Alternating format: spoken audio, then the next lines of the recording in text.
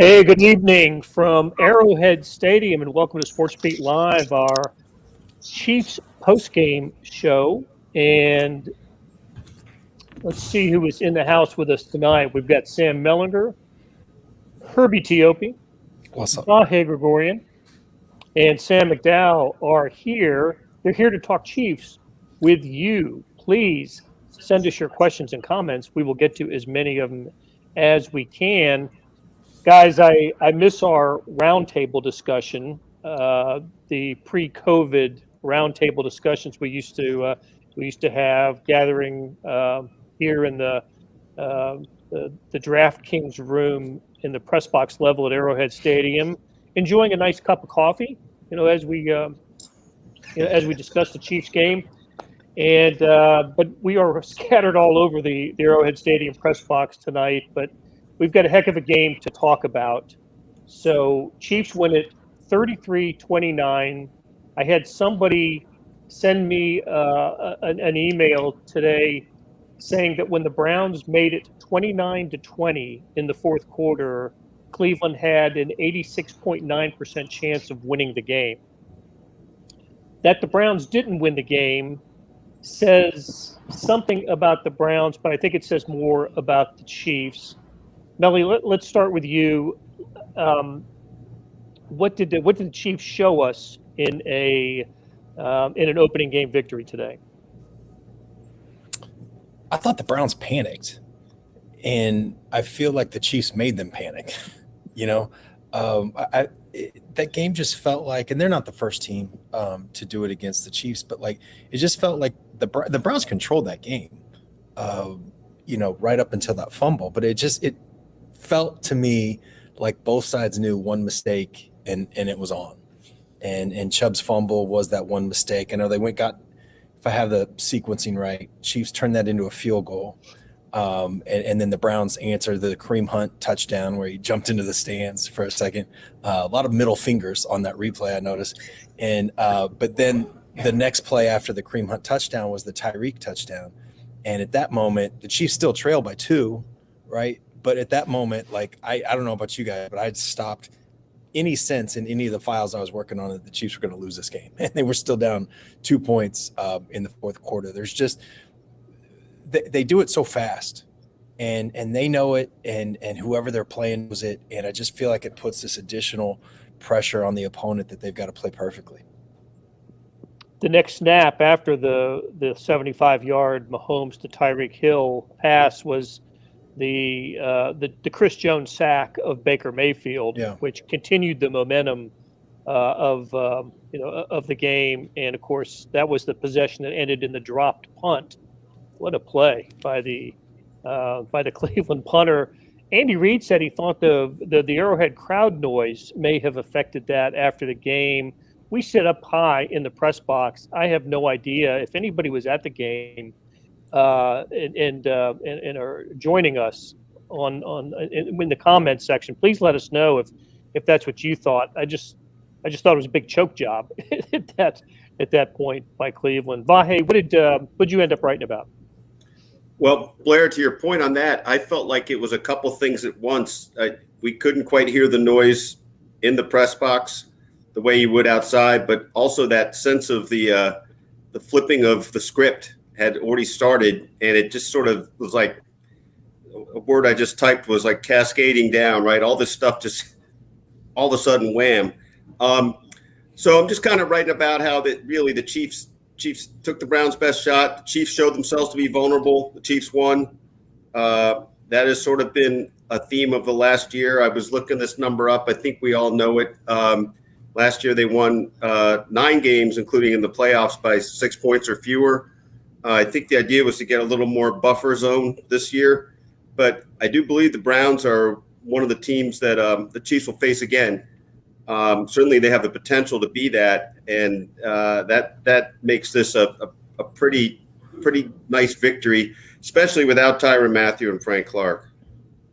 Right. So both were on the inactive list before the game. Herbie, tell us a little bit more about the injuries and why Tyrann and Frank Clark didn't play. I think Andy Reid said it best, and we kind of knew this coming into this game. Matthew had missed practice since landing on the reserve COVID list on September the 1st. He wasn't activated until Saturday, and then all through the week, the question was, is he the kind of player that can play without practice? I think Steve Spagnuolo said it best on Thursday that they would be smart about it. And Andy Reid accepted the responsibility and said, hey, that call was on me. I didn't want to take any steps back because he has missed time. With Frank Clark, Andy Reid said he tried to give it a go during pregame warmups, but they decided not to. And Frank Clark has been dealing with that hamstring issue, I think, since the last week of training camp. And then, we haven't talked to him in a while, so we don't know how he's feeling about that hamstring. Okay. And did anything come out of the game? Hitchens, I think. Hitchens had a right elbow injury, but he spent a brief minute or two on the sideline as head athletic trainer Rick Burkholder and one of his staff members looked at that elbow, and they deemed him he was okay to come back in the game. So he was only out for a couple of plays. Okay. And Sam Melly mentioned it earlier, but let's go into it a little more detail. The 75-yard pass from Patrick Mahomes to Tyreek Hill that, we've seen it before. It's not Patrick Mahomes has thrown long touchdown passes to Tyreek Hill, but this one came at a moment when it was desperately needed, right? The Chiefs were down 29-20. The Browns had just scored to regain a 2-score lead with 10 minutes to go, a little bit over 10 minutes to go in the game. And take us through the play and what Patrick Mahomes and Tyreek Hill said about it. Yeah, I think we learned a couple extra things about the play just talking to those guys. The first is that Tyreek Hill was the third read on that play. So Mahomes wants to go to Travis Kelce, and he's not open. He wants to go to Mecole Hardman, and he's not open. So then he decides he's got to scramble and create some extra time. And he finds Tyreek Hill. Actually, he does not find Tyreek Hill. He finds Tyreek Hill's hand in the air, and that's it. He said that's all he sees, and he actually told Tyreek Hill that story in the locker room after the game, that I just saw your little hand in the air, to which I think Tyreek just said, come on, man. But that was enough for him to think I can throw this ball. And, I think that play sort of encapsulates what's always been underrated about Tyreek Hill, which is he's really good at adjusting the ball to the ball after it's thrown. And Mahomes said he thinks that's his best quality outside of his speed. I think so too. We talked about that on here. We talked about that in the Tampa Bay game last year. He made a couple catches that, a lot of people probably don't think he can make because he's generously listed at 5'10". He's probably about 5'8". But he's really good at stopping on a dime. And if a defensive back has already lost a step on him and has to try and run full speed to catch up, he can't do it. It's too late for him to stop along with Tyreek Hill. So, but obviously the key play and probably the signature moment of the game out here. So there's something about wearing those yellow gloves. The gloves that Tyreek Hill wears that actually have the peace sign embossed on them. So when he was running into the end zone, all he did was hold up his hand like that, and that showed the peace sign. So Tyreek Hill did not get penalized for taunting. And I don't believe he flipped into the end zone, but just did a little twirl, right? Little walk. I don't know exactly what it was. Yeah. Little pirouette. Pirouette. Really, really fired up, though, he said, with an extra word in there that I left out. Yes. So Darn fired up. Yep. But everybody else heard it if it was a live post-game broadcast.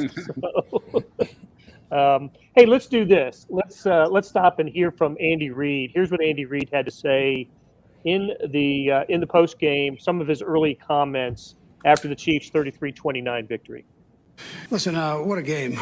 I mean, it was my hat goes off to the Cleveland Browns. I mean, Kevin's done a tremendous job with that football team, and I mean, it was just a heck of a game. Our fans were unbelievable.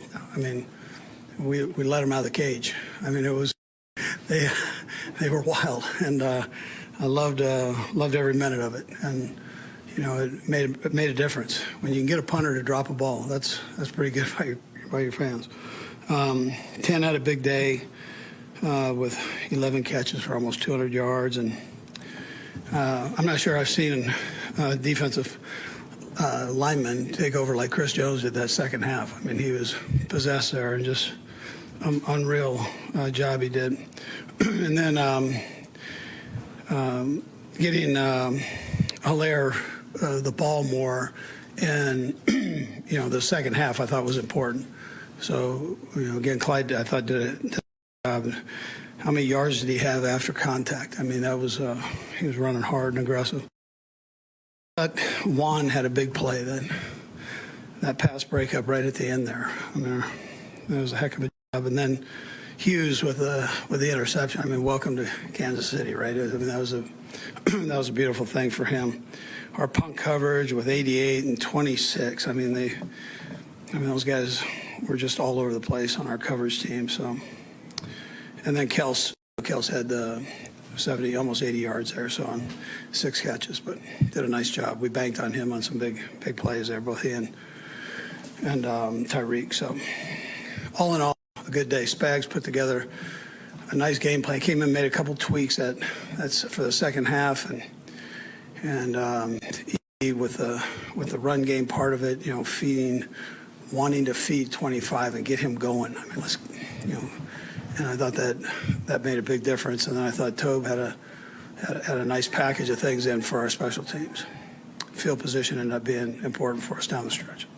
But that time's yours. Did you feel like early they went for 4th down and they went for 2? Did you feel like you were going to get one of those games where they were going to kind of pull out all the stops? Yeah, they're one of the lead teams in the last year with 4th down. So, and we normally do that thing. I chose on the 4th and 2 to kick it, but I just thought at that time we need to do that right there. So, but they've that. I mean, how the games are going to be. I mean, they were measuring us against them, and we were kind of doing the same. I mean, you don't this first game, so we knew they were a good football team, and our guys, really pressed through. And Okay, so there was a lot to like, according to Andy Reid, and there was a lot to like. We will talk about some of those and some of the things not to like about this. But before we do have some audio from Patrick Mahomes. I believe it's on the Tyreek Hill play. So let's hear from Patrick Mahomes. He's a little dude, but he goes and catches it, and he's pretty fast. So usually good things happen. Is that like he's always going to adjust to the ball better? A deep ball like that, the DB is? Yeah, I think it's that he's really good at adjusting to the ball. I mean, he's world class. If not his speed, that's probably the best thing that he does is adjusting when the ball's in the air. And then I think it's kind of that thing where if he gets past you, it's kind of like you're trying to get there with everything you have. So the DB was running as hard as he could because if I threw a good ball, he probably would have thrown it over the top, and he was able to adjust and make a play. First of all, Herbie, I noticed on that clip the stats for Mahomes, 27 to 36, 337 yards and 3 touchdowns. There are some additional Patrick Mahomes stats for September, are there not? Oh yeah, he's now 11-0 since becoming the starter for the Chiefs. And I believe he also broke Kurt Warner's record for yards passing for his first 3-4 seasons as a starter. Yeah, Mahomes is special. I mean, what more can you say? I mean, we're up in the press box and he rolled right and threw that bomb to Tyreek Hill. And I just said, wow. That's all I could say was just wow. And I think you heard other people in the press box saying the same thing. But, with Mahomes, you're just never out of the game. Hey, Blair, I just want to say one thing real quick. We've gotten so used to Mahomes doing Mahomes things that I think Andy Reid listed something like 17 people between jersey numbers and names and did not mention Mahomes in that opening burst. I just thought that was kind of interesting State of the Union. So maybe they'll get on the same page this week. There are some additional Patrick Mahomes September stats. I believe now in the month of September, in the last 3+ seasons, 35 touchdown passes, no interceptions. Now, you just say, look, September wonder, what can he do the rest of the year? Well, he does some pretty good things the rest of the year as well. But what is it about, Sam, what is it about Patrick Mahomes in an Andy Reid offense at the beginning of the season. I can think back of opening games like Jacksonville a couple of years ago, where just that was the Sammy Watkins game, and heck, Mahomes' first game as a regular, as a full-time starter, 4 touchdown passes against the Chargers out at the soccer stadium. So, Melly, what is it about Patrick Mahomes and the Andy Reid offense early in the season? Yeah, I mean, you mentioned it, so I'm just going to sort of verbally underline it here, but he's good in any month, and on any planet, including the one he's from, right? But I also think that I'd be curious, and I don't know this, but I'd be curious to see what Alex Smith's numbers were in September, to see if he was sort of statistically superior in that month compared to the others. Because I think there's a big part of this is just Andy. I mean, that guy is insane with sort of what he does in the off season. There's always something new. I say this a million times. He never does something just because that's the way he did it last year. And I think there's always, and I don't think we really saw it today, but there's always something. Remember the one year they opened in New England and he was sending running backs down the seam on the deep passes. And, there's always some new little thing that the Chiefs do in September that everybody else is sort of copying immediately. What was that route that they did it in Denver, the game that he got hurt, actually, where, the receiver comes across the middle and then up the sideline, and that's when they hit him, sort of isolate a linebacker. There's always like these little wrinkles, and you never know what they're going to be. And I think that gives the Chiefs a pretty significant advantage early on as well. May I say something real quick? There are some new wrinkles, but the one wrinkle I think they need to get rid of when they're inside the 5-yard line is an underhand pass to Mike Remmers, trying to sneak that in. Get rid of that one. Just get rid of that one. I love the Blake Bell sneak, though. That was awesome. I counted 3 kind of gimmicky plays for the Chiefs, and we thought with the new offensive line, maybe we had seen the end, or at least a great reduction in the gimmick plays. The only one that worked was the Blake Bell in motion, and then lining up under Creed Humphrey to take the snap to go 2 yards for the first down. I don't know how I feel about it, but how about the offensive line in general? That was obviously a big point of conversation going into the season, and certainly this week before the game. Sam McDowell, how do we feel about the offensive line? I think probably mixed. I thought they had a tough assignment out of the gate, playing against Jadeveon Clowney and Myles Garrett and Malik McDowell. I mean, they had a really tough assignment today for 3 rookies. Orlando Brown, we saw, got beat a couple of times by the same move we saw him get beat in training camp when Herbie and I are out there watching one-on-ones, and Herbie's doing army crawls to try and get video of the one-on-ones. Orlando Brown got beat on the speed rush, and that's the rush that Myles Garrett beat him on twice today. But Myles Garrett is Myles Garrett. He led the league in sacks last year. I mean, he's a Defensive Player of the Year candidate. He's a really tough assignment, like I said. So I don't know how much you can take away from getting beat by a couple of the guys that the Browns had today. But, I did think there were some bright spots. But, Trey Smith pancaked a guy on Mahomes' run that is a hell of a highlight you need to go watch. But I think it's a mixed game, but week 1 of a new unit playing together, I think it's as good as could be expected. I do think it matters that they called, like, we can laugh about that Remmers play, but I think it matters that they had 1st and goal from the 3 and decided to do that. I think that's, one thing Therese always used to say, right, is like Andy Reid will never tell you in a press conference what he's thinking, but he'll tell you everything you need to know by what happens, during training camp and the stuff that we can see. And I think that matters. If you don't think you can just run it 3 times, with this new offensive line, I'm going to remember that, just going forward. I think that's a statement of where they think they are right now. Also interested in, by the same token, the fact of the personnel that they were using. We didn't see a whole lot of Darrell Williams and Jerick McKinnon particularly today. I only saw Jerick McKinnon on the field for 1 snap. I don't know whether that was the only time he was on the field, but I think Darrell Williams ended up with just 1 or 2 carries. They tried to get Clyde Edwards-Helaire going. I think it is a point of emphasis. We heard Eric Bieniemy accidentally say it 2 weeks ago that they were going to run the ball more. and then tried to correct himself and say, "Oh, well, I meant more effectively." Andy Reid credited Eric Bieniemy with running the ball. Sort of implicated that it was his idea to try and get Clyde Edwards-Helaire going. Us in the press box, I hate to sound so cliche. I'd love to watch the tape, but Clyde Edwards-Helaire, I thought, missed a couple of holes. Blair, you and I talked about that on a couple of plays we saw. So I again think that the running game is a bit of a concern that it was not more effective today, particularly with the way the Browns were trying to defend them in the back end. And it was also, well, Andy brought up a couple different times, Sam, just about like it was really good to see Clyde get going, really good to see, establish. He brought that up like 2 or 3 times to the point where I was like, did I miss something? Like, am I just dead? And I looked at the stats. No, he had 14 carries for 43 yards. They averaged, I think, 3.2 yards per rush as a team. That was interesting to me as well, like kind of the disconnect between, what he said post game and what we saw on the field.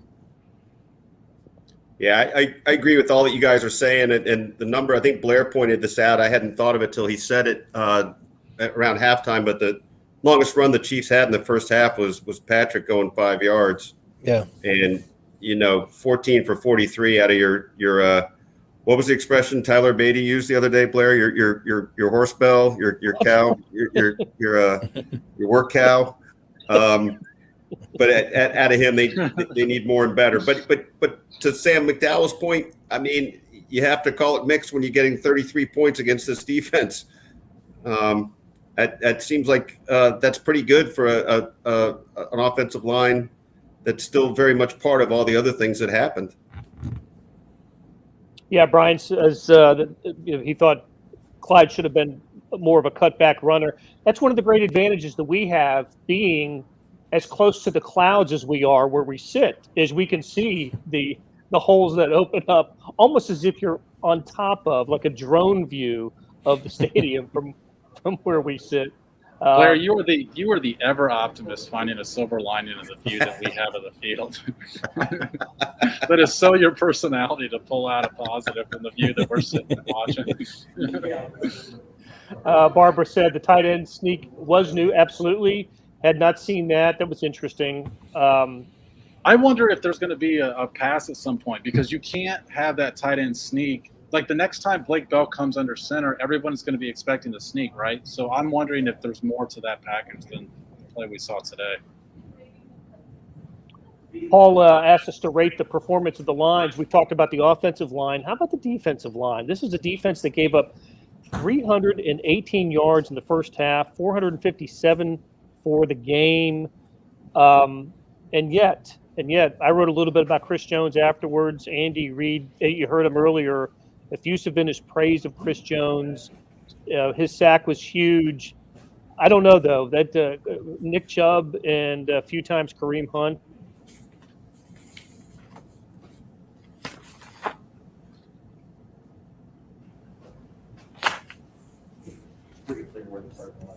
And we're back. Okay. All right, Herbie, what about the defensive front of this? What kind of game do these guys have?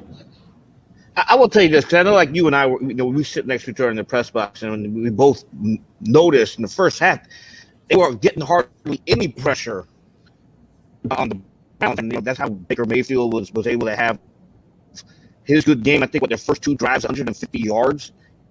They were able to convert 2 fourth downs on consecutive drives, and a lot of that had to do with their ability to command the front line and in the trenches. And the Browns have a good offensive line. They returned 11 of their starters on the offense. So I mean, they had that chemistry, they had that foundation. But kind of like the offensive line, I'm going to use the word that Sam said. It's a mixed bag, because that first half it didn't really do anything to really impress me. But then Chris Jones emerged in that second half and took over.